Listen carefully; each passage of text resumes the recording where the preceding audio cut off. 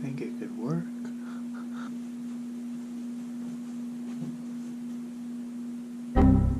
Fuck that. Okay, so now that my hair won't go back to the way it looked just about 2 minutes ago, I'm just going to go ahead and start this video. Now, while Hayden's still on his break, he's probably going to throw this video some random time that would, I guess, be the best. But this video isn't going to necessarily be a new occult video. It's more of some commentary to things I've said in the past few. Now, where did I leave my list? Now, the thing is that there's some people that are going to come to those videos and be like, this isn't the occult. Some people are going to come and be confused. You see, I don't know where you're coming from. What video you could have been watching Poke Runyon playing patty cake in a circle before you came to that video. You could have been watching Infinite Waters talking about pranayama or something. You could have been watching me just talking shit about Alex Mayer, and you're wondering what the fuck I'm going on about now. Either way, so I want to re-elaborate on some things that I said, and just make sure that I say them a little bit more clear. There's a few things that I say that could definitely be up to interpretation, so I definitely want to sort some things out. So, if you just happen to be watching Poke Runyon playing patty cake in a circle, I'm pretty sure this video is for you. Now, while a lot of people, well, I know some people might be like, yo, this isn't the occult. The reason I make this playlist is because I have a few different sort of viewer bases, so to speak. And the videos that I make that I feel like the occultist viewers would enjoy more, I put into this one. Okay, so if I make a video and you think, wow, this isn't the occult, or this is so watered down, well, I'm not trying to teach the occult necessarily. I'm trying to add to people's practices. I'm trying to make videos to that type of viewer base because I've kind of had it for almost the course of the channel, a good chunk of it. And plus, I have another fan base that enjoys, and plus, the people that enjoy my occult videos also enjoy me talking shit about Alex Mayer. So I just try to divvy it up, give people what they like, and this is the 4th occult video in a row, and so this is just to elaborate until I can get back. So instead of letting me ramble on like you know I can do, let's get to what I wanted to talk about. Alright, so in making your own correspondence system, yeah, I need to re-elaborate on that because I feel like I was speaking a lot of, like it's getting very repetitive, and the idea that I had in my head wasn't fully out there in words, so to speak. But either way, so, you know, you can't just throw the correspondence system willy-nilly.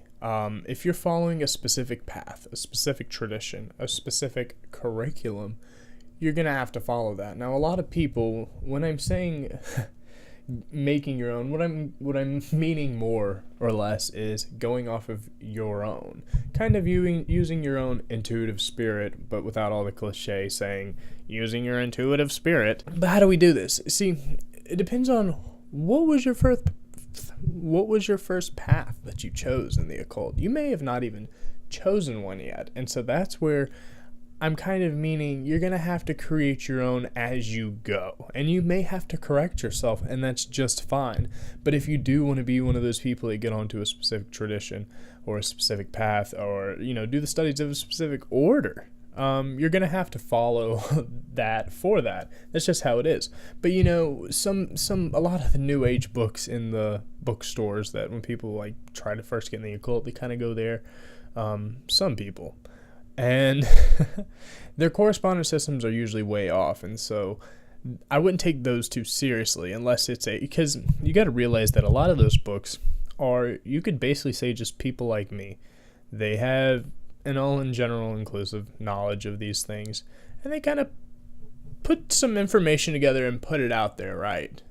But they can be totally wrong. But the thing is that when you have a book in the occult, it just a lot of people who are new, it's just like, oh, well, this is legit. They can read through it. It's all put there. And when you're new, you can't tell the bullshit from the not bullshit. I hope this is making sense. So, go out there and go buy some bullshit New Age books, because they will give you an all in general lesson. You will see a lot of contradictions. You're going to exactly find out what you want. Now, do they have their place? Yep. There's an entire group of people that are all for that. If they want to call their, they have the divinatory decks, and by divinatory decks, I'm meaning to call them that because they're not tarot. Like the ones where it's like cats or steampunk fairies or this other weird symbolism. Those are diviner decks. Those aren't tarot. And I know a lot of people want to say they're tarot. See, these are all the nitpicky things that I have, but I don't want to just make videos about those. But you're going to have to make your own correspondence system, especially when there is so much bullshit put out. And I'm not kidding. And you're going to hear it not just from me, but from other people that there's so much. But everybody does it. Everybody says that. So what do you have to do? You got to do what we all do. At the end of the day, you have to tread your own path. And so I just want to give you some insight on you can make your own correspondence system to a degree. And by to a degree, what do I mean? Zeus will always correspond with Jupiter. These things come from way long ago. This is why, this is another reason why I say your beliefs are not your own. I can assure you that. I can promise you your beliefs are not your own. Somebody else has had them. Trust me, I've heard just about every belief claim I've ever heard. I've had my own that I just thought, wow, I was the first person to come up with this. Let me tell you, you study deep enough, other people have come to the same conclusions and beliefs. But there's some correspondences. Why is it every time I make a video now, things just want to keep going off. Either way, that's probably a sign I should start moving on, because I do seem to ramble and just put in a lot of, But yeah, there's some things that just, the correspondences are already there. What I'm meaning by create your own correspondence system is whenever it comes to getting down and doing the spell work. Because I mentioned in that first video, I was like, let's take spell casting for example. I wasn't trying to make like all esoteric paths to this like mundane magical thing. I was just taking spell casting as an example. Keep that in mind, because I know that more people are going to eventually watch that video, and people who have, it's because some people it's almost a religion for. I'm going to be honest. And so I already know some people are going to be offended by some of the things I say in that. I'm just talking about the general premise of spell casting and magic, and you do this, you get this at the end of the day. And so, moving on with that. Now, I mentioned the 95-5 rule, 95% mundane, 5%, magic rule, that I kind of follow, that I don't really follow all the time, but at the time being, it got me good results. As I said, I go back and forth. But either way, I want to talk about the times that you can break that rule whenever the fuck you want. And I'm not kidding. You're not held to any specific thing. And a lot of people in the occult forget that. And so I want to re-elaborate on these things. I want to kind of give these, if this sounds really sermony, I'm sorry. If you don't like, just go down, dislike it, tell me to kill myself. I'll read it. It'll get me all giddy. I promise. But, at the end of the day, things must be practical. I want you to keep that in mind. Things must be practical. And let me tell you, I understand all the impractical stuff. The impractical things in the occult actually do have a practical place. Some of these crazy impractical things that you have to do are actually really good for developing a will. And by will, I'm meaning, which is funny because, oh, Hayden, don't you mention a lot about determinism? Yes, I do. But what I'm talking about will is, let's just take doing a meditation ritual daily. Let's say you were going to force yourself to meditate an hour every day, 7 a.m. bright and early. You keep doing that, trust me, your body's, due to the habitual nature of the human being, you're not going to want to do that.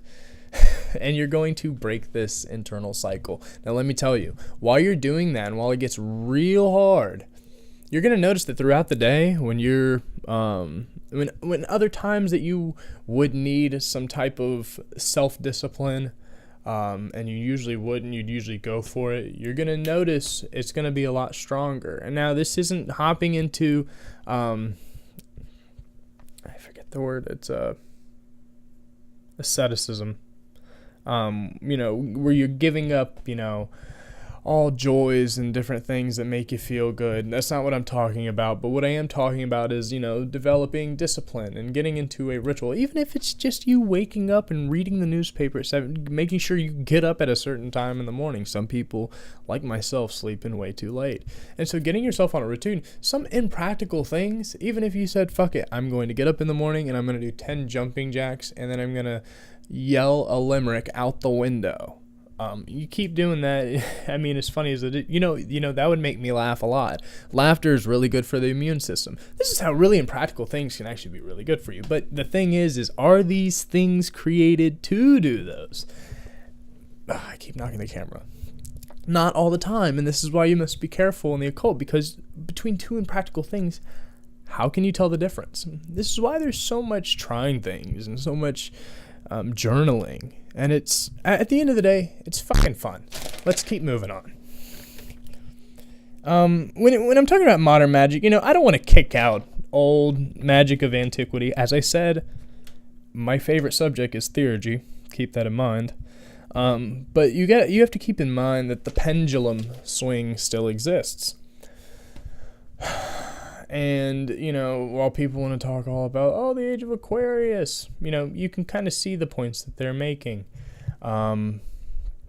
Actually, I don't want to make that claim because there are a lot of crazy videos I've seen that are titled that have to do with the age of Aquarius. Nope.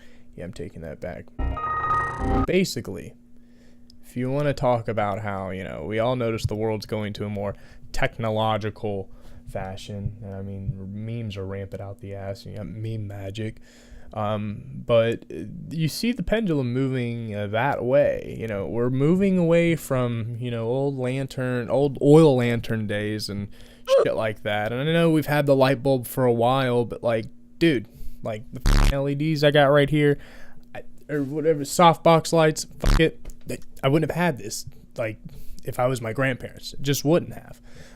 Not this easily. You'd have to know somebody to know somebody. Not somebody of my social status, so to speak.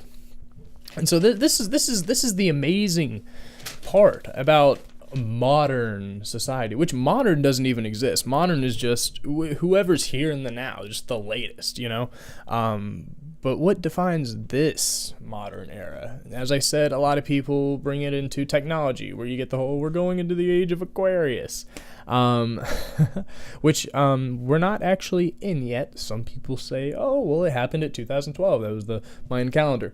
No, we still got some time to go, fellas. I promise that. But let's keep moving. If I don't do this, God, 15 minutes.